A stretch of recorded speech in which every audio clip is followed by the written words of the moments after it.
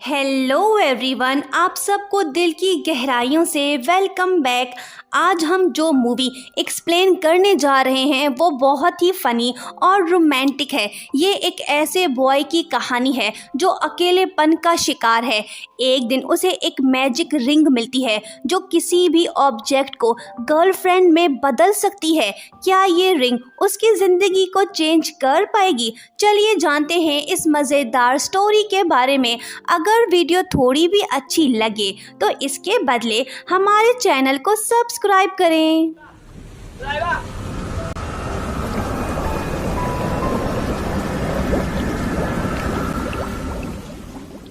Movie की starting में हम देखते हैं एक बॉय जिसका नाम अमू है। वो एक कंपनी में काम करता है, पर एक दिन उसका बॉस उसे कहता है कि हमारी कंपनी फैमिली प्रोडक्ट्स को सेल करती है, तुम अभी तक कुंवारे हो, इसी वजह से हम तुम्हें फायर कर रहे हैं। कैसी अजीब कंपनी है, सिंगल रहना उसका मसला था, कंपनी का थोड़ी। बहरहाल छोकरी ना होने की वजह से नौकरी से हाथ धोने के बाद बेचारा अमू दुखी होता है। उसका इस दुनिया में कोई नहीं, वो अकेला है। वो नाइट क्लब जाता है और पीने लगता है, पर तभी वहाँ पे 3 डाकू आ जाते हैं। वो सबसे कहते हैं कि अपने प्यारों को यहाँ बुलाओ, वो आके पैसे देंगे तभी तुम लोग यहाँ से जा सकोगे। जो पैसे नहीं देगा उन्हें हम जाने नहीं देंगे। सब पैसे दे के अपनी जान छुड़ा के भाग जाते हैं, लेकिन आखिर में बस अमू बच जाता है क्योंकि उसका कोई नहीं, वो किसे बुलाता। वो रोते हुए उनसे कहता है कि मेरा कोई नहीं, मैं अकेला हूँ, मुझे छोड़ दो। उसकी इमोशनल बातें सुन के रॉबर्ट्स को उस पर तरस आता है। अमू उन्हें अपनी दुख भरी दास्तान सुनाने लगता है। उसकी बातें सुन के रॉबर्ट्स भी दुखी होते हैं और कहते हैं कि बस कर पगले, रुलाएगा क्या। आज है अमू का 28th बर्थडे। वो अकेले ही सेलिब्रेट कर रहा होता है कि तभी एक इंश्योरेंस एजेंट जिसका नाम एमी है वो उसके घर आती है। वो उसे कहती है कि तुम तो अभी तक सिंगल हो, हमारी कंपनी गर्लफ्रेंड देती है, क्या तुम लेना पसंद करोगे? उसकी अनोखी बातें अमू के भेजे में नहीं घुस रही हैं। एमी उसे एक ट्रांसफॉर्मेशन रिंग देती है और कहती है कि तुम किसी भी ऑब्जेक्ट को फेंकोगे वो ऑब्जेक्ट गर्लफ्रेंड में बदल जाएगी। एमी की बातें अमू को अजीब तो लगती हैं, लेकिन फिर भी वो उसका ऑफर एक्सेप्ट करता है। उसी शाम जब अमू नहा रहा होता है तो वो रिंग को पहन लेता है, पर तभी साबुन उसके हाथ से नीचे गिर पड़ता है। कुछ ही सेकंड्स बाद वो साबुन एक फैटी गर्ल में बदल जाती है। ये है साबुन वाली लड़की जो कि सफाई पसंद है, डर्ट से इसे सख्त नफरत है। अमू इस गर्लफ्रेंड से ज़्यादा खुश नहीं। ये लड़की इतनी मोटी है कि वो बेचारा अपने बेड से नीचे गिर पड़ता है। नेक्स्ट डे वो एमी से मिलके उसे कहता है कि मुझे ये लड़की पसंद नहीं आई, मुझे कोई और चाहिए, इसे कैसे चेंज करूं? एमी उसे कहती है कि अबे स्टूपिड, साबुन कंज्यूम होने वाला प्रोडक्ट है, इसे ज़्यादा से ज़्यादा यूज़ करो ताकि तुम्हारी महबूबा स्लिम हो जाए। एमी की इस एडवाइस पे अमू फौरन अमल करता है। वो जानबूझ के डर्टी रहने लगता है ताकि साबुन वाली लड़की स्लिम हो जाए। कुछ टाइम बाद लड़की सच में स्लिम बन जाती है। अमू अब बहुत खुश है। उस दिन के बाद अमू साबुन से नहाना बंद करता है ताकि सोप गर्ल मज़ीद स्लिम ना हो। एक दिन जब अमू घर आता है तो उसके हाथ में एक शॉपर होता है जिसमें ढेर सारे शावर जेल होते हैं। उन्हें देखते ही साबुन वाली लड़की गुस्सा होती है और कहती है कि धोखेबाज, तुम मुझसे प्यार नहीं करते हो तभी तुमने ये सब लिया है। सोप गर्ल दिल बर्दाश्ता हो के घर से चली जाती है। अमू उसके पीछे जाता है। बाहर बारिश भी हो रही है। अमू उसे समझाने की कोशिश करता है, पर तभी वो लड़की डिसअपीयर होती है। अमू का पहला प्यार चला गया। वो दुखी होता है।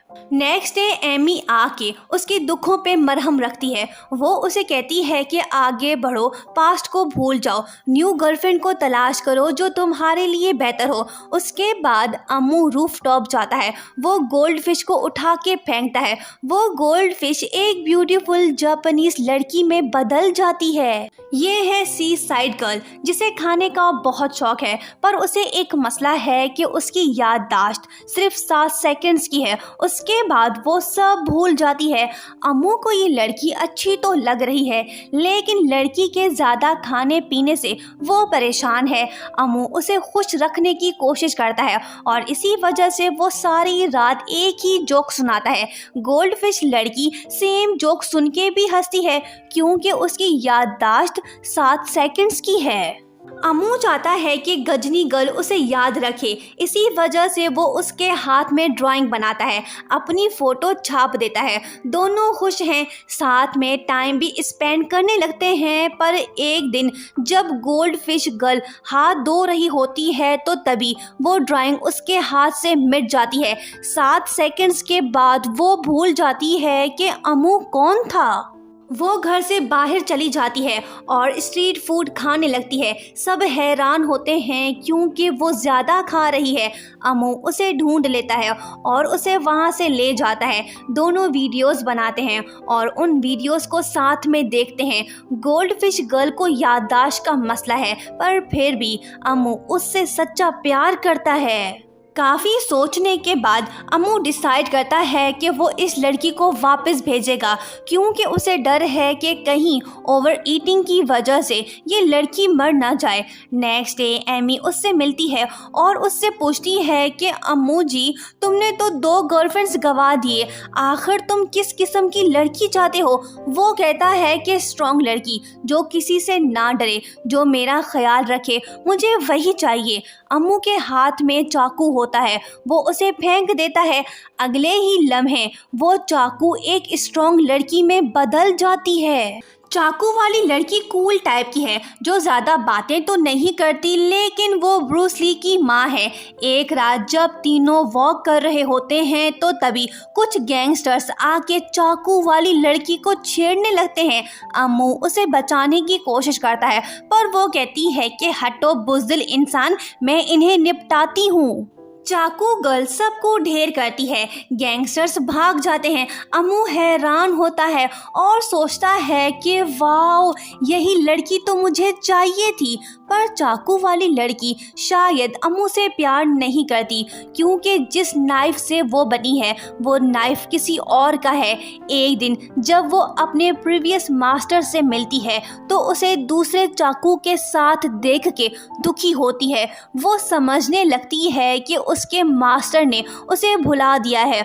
उसका दिल टूट जाता है, लेकिन फिर भी वो अम्मू से कहती है कि मैं तुम्हारे साथ रहना चाहती हूँ। लेकिन अम्मू चाकू गर्ल को उसके मास्टर के पास वापस भेज देता है। तीसरी गर्लफ्रेंड के जाने के बाद अम्मू टूट सा जाता है, क्योंकि उसे सच्चा प्यार नहीं मिल रहा। एमी उससे बात करने की कोशिश करती है, पर वो रिस्पॉन्स नहीं देता और वहाँ से चला जाता है।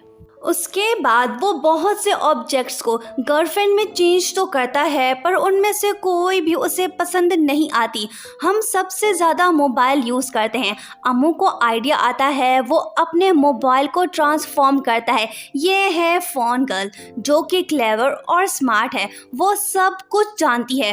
फ़ोन गर्ल अम्मू का खूब ख्याल रखती है। दोनों खुश हैं। फाइनली अम्मू को फील होने लगता है कि उसे सच्चा प्यार मिल गया है। वो फ़ोन गर्ल से अपनी फीलिंग्स शेयर करता है और वो उसे अपनी मैजिक रिंग भी पहनाता है। अम्मू ने बहुत बड़ी गलती कर दी है। दरअसल फ़ोन गर्ल उससे नफ़रत करती है, क्योंकि अम्मू ने अपने मोबाइल को बेदर्दी से यूज़ किया और उसका ख्याल नहीं रखा। इसी वजह से वो उससे रिवेंज लेना चाहती है। दूसरी तरफ एमी बहुत दिनों से अम्मू से नहीं मिली। उसे अम्मू की फ़िक्र हो रही है। वो उसे मैसेज भेजती है, पर फ़ोन गर्ल उसे रिप्लाई में अपनी और अम्मू की सेल्फी भेज देती है। एमी को शक होता है, क्योंकि वो जानती है कि अम्मू को क्यूट फिल्टर्स पसंद नहीं। एक रात फोन गर्ल अम्मू को वेयर हाउस ले जाती है। एमी भी वहीं आ जाती है। वो अम्मू से मिलती है।